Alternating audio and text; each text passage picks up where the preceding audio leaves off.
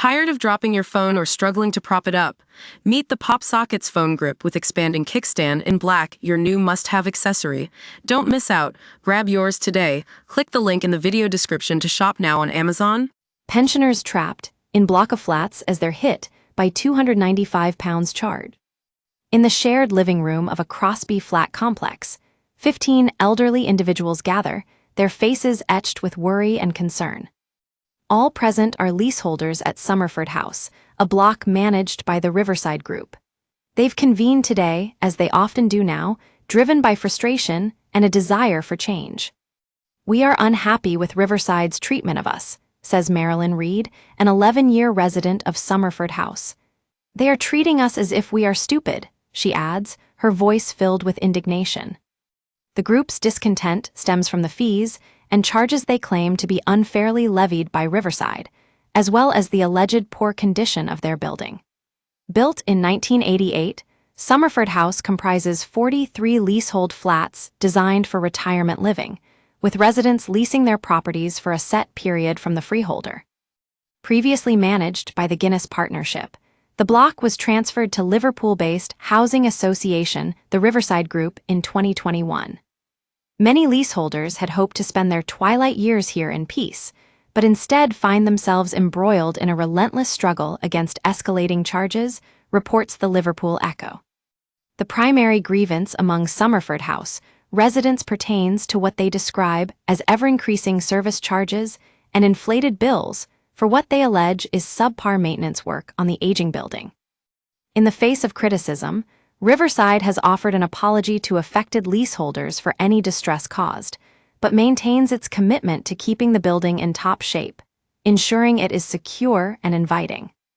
The Housing Association notes significant improvements have been carried out at Summerford House since it assumed management 3 years ago, including necessary maintenance to prevent decay, maintaining compliance with building safety legislation, and modernization efforts conducted transparently with leaseholder input. However, this sentiment isn't echoed by all residents of Summerford House. The service charge we all pay was £152 per month in 2022-23, then it went up to £221 the next year and to £295 for the last year, says Tom Doyle, a 74-year-old resident. "We are lumbered with these charges, but we don't know where that money is going." He continues, "I'm 74. If I live another 10 years then I will pay £40,000 in service charges. I only paid £67,000 for my flat, so it feels like I am rebuying my flat. I feel like I've got a mortgage again now." Adding to their frustration, all present in the discussion are pensioners reliant on fixed incomes, rendering the steep and continuous rise in service charges especially burdensome. Even as the state pension has seen a 4.1% increase, the leaseholders contend that this small boost in their pension income is effectively nullified by the escalating service charges. Riverside stated that it is standard practice within the industry and outlined in lease agreements for landlords like them to recoup costs from leaseholders for service charges, repairs, and maintenance to cover the expenses of irregular and costly building works required. However, the service charges aren't the only bone of contention. Despite Riverside's assertions, the leaseholders feel they are not adequately consulted on what work is undertaken at Summerford House and allege that when maintenance tasks are performed, they are often executed to a substandard level, necessitating costly repeat visits from contractors and additional charges that they must foot. Carol Allen, aged 69, is all too familiar with this situation. She alleges to have had ongoing issues with a leaking roof and shared pictures with the echo of her water-damaged walls and plastic covers installed to shield from the leaks. She elaborates, "I had 3 years of rain entering my apartment before Riverside eventually dried out the walls. Unfortunately, this did not last long as the poor workmanship on the roof led to more rain entering my apartment. My home never feels livable. When they do the repairs, they seem to be there 3 or 4 times. We have to pay every time they put the scaffolding up," she adds. Tom also comments, "There is a view, which I certainly hold, that we are being treated with utter contempt. We are seeing a consistent move up in terms of the prices, but we don't see what we are paying for." He gestures towards the communal toilet adjacent to the lounge area, stating, "This erupted with raw sewage recently. Before that, there had been people out 4 times to fix it, and we had to pay each and every time for that. We use your sign-up to provide content in ways you've consented to and to improve our understanding of you. This may include adverts from us and third parties based on our understanding. You can unsubscribe at any time. Read our privacy policy. We've had people out 5 or 6 times to work on the roof.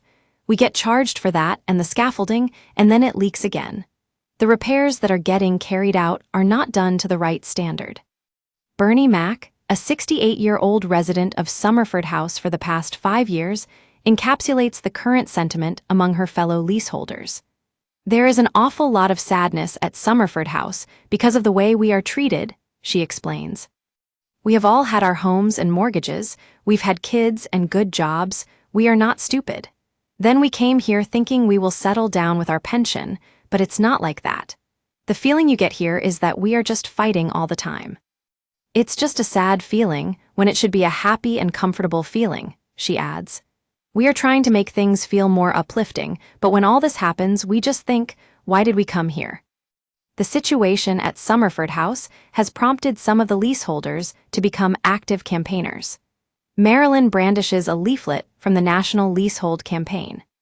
"Campaigning is all I do now," she declares, adding, "I am now on lots of campaigns about leasehold. I long for the day of being a freeholder again. You don't realize how trapped you become." The government has announced plans to ban the sale of new leasehold flats, hailing it as the beginning of the end of this feudal system. However, this legislation brings little solace to the current residents of Summerford House, who are urgently requesting to be heard. "We just need a meaningful conversation with Riverside," implores Marlelin. "I would like the chief executive to come and have a look at what is going on here." In response to the complaints from the leaseholders, Riverside's spokesperson said, "We want to apologize to our Summerford House customers for any upset experienced in relation to the service charges and improvement works carried out at their home.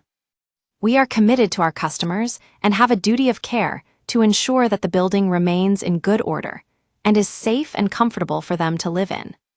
In the 3 years since Riverside has taken over management, improvement works have been completed to prevent building deterioration, comply with building safety laws, and modernize the building in consultation with our customers. There is more to be done to achieve this, and we are dedicated to supporting Summerford House customers to feel proud of their homes. The further works planned aim to tackle concerns raised as part of inspections, consultations, and conversations with our customers. These improvements will be funded through service charges in line with lease agreements. We understand that any cost increase can be concerning and unwelcome, and are doing everything we can to keep costs to a minimum while ensuring we meet customer expectations. As leaseholders, there is a contractual obligation to contribute toward the upkeep, maintenance, and major works required for the building, ensuring it remains safe and well-maintained for all residents. While these charges are necessary to cover essential maintenance and shared services, as advised during meetings and letters sent to Summerford House customers, we offer a range of services and personalized financial support, such as welfare benefit advice, to enable customers to maximize their income. We ask customers worried about their finances to please speak to us via our 24/7 customer service team or the scheme's dedicated housing officer.